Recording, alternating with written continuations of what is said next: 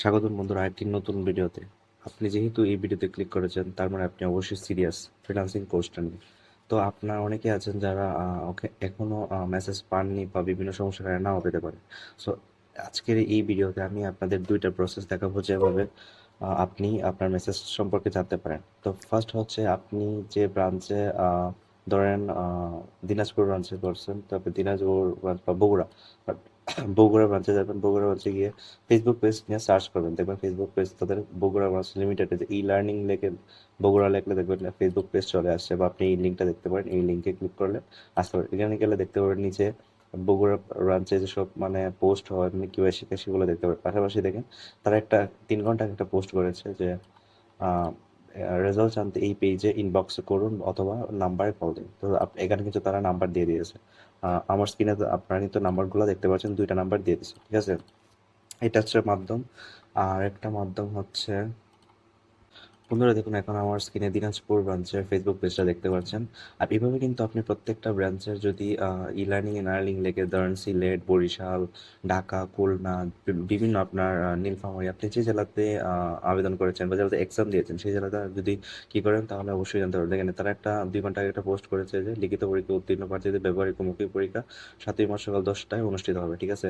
তারা কিন্তু দিয়েছে, তার ঠিকানাও কিন্তু দিয়েছে Fatema plaza, Iqbal school road, Dinajpur. যাই হোক, তারা কিন্তু পাশাপাশি আরেকটা জিনিস করেছে। তারা কিন্তু এই যে মেইন নেসেসারি জিনিস, তারা কিন্তু এই যে তাদের যে চান্স পেয়েছে তাদেরকে লিস্টে কিন্তু প্রকাশ করে, যার মধ্যে কিন্তু দেখতে পাচ্ছেন সর্বমোট 245 জন।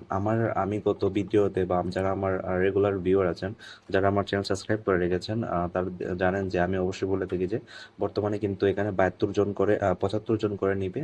আর বাইবার জন্য মোটামুটি 200 থেকে প্রত্যেকটা ব্রাঞ্চে, বাংলাদেশের 64টা জেলার প্রত্যেকটা ব্রাঞ্চে, মানে মোট 64টা জেলার প্রত্যেকটা ব্রাঞ্চেই 75 জন করে নিবে। আর মোটামুটি 200 থেকে 250 জন মানুষকে তারা ভাইবার জন্য ডেকেছে। সো এই দুইটা প্রসেস আপনি জানতে পারেন। আর যদি কোনো অনেক অনেক ব্রাঞ্চের আছে, বা আমি যে এলাকা থেকে আমি যে জেলাতে করছিলাম তাদের কিন্তু ফেসবুক পেজ নাই, বা ফেসবুক থাকলেও তারা কিন্তু প্রকাশ করে না। মূল কথা এখানে কিন্তু আপনি তাদের নাম্বার দেখতে পাবেন, ঠিক আছে। যদি এখানে পোস্ট না করে তারপরে কিন্তু আপনি এখান থেকে আপনার নাম্বার, জিমেল আইডি, এখানে ইনস্টাগ্রাম আইডি, ইউটিউব চ্যানেল সব ধরনের লিঙ্ক কিন্তু পেয়ে যাবেন। এই যে তাদের দিনাজপুরে কিন্তু সব ধরনের লিঙ্ক আছে। তারপরে দেখেন এই যে এটা কি বগুড়ার দেখাইছিলাম না, বগুড়ার কিন্তু এই যে নাম্বার, এই যে লিঙ্ক, জিমেল আইডি সব কিছু কিন্তু পেয়ে যাবেন, তাদের ঠিকানাও পেয়ে যাবেন।